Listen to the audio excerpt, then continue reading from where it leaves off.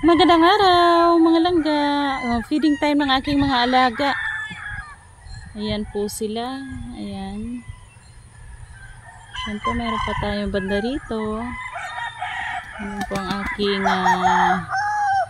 inaalagaan. Ako po ang nagbibreed niyan mga langga. Ito po tayo dyan. Yan, maliit man ang aking farm mga langga, pero syempre happy na. Dati pinapangarap ko lang po ito. Ngayon meron na po akong sariling farm. Hindi man po kalakihan, pero at least unti-unti po tayo nagkakaroon ng sariling farm. Ayan, ako po ang nagbibreed niyan mga langga. Ayan, baguhan man sa pagbibreed, pero happy na, nakakakuha naman tayo ng magandang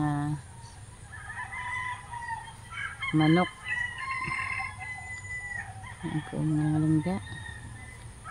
Sa sunod po na mga video mga langga, abangan nyo po, mayroon po akong ipapakitang bagong harvest po, banda dun po sa likuran.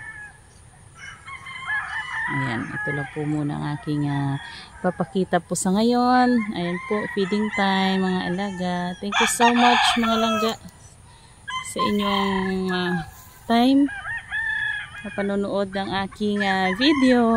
Please subscribe my channel. Thank you so much.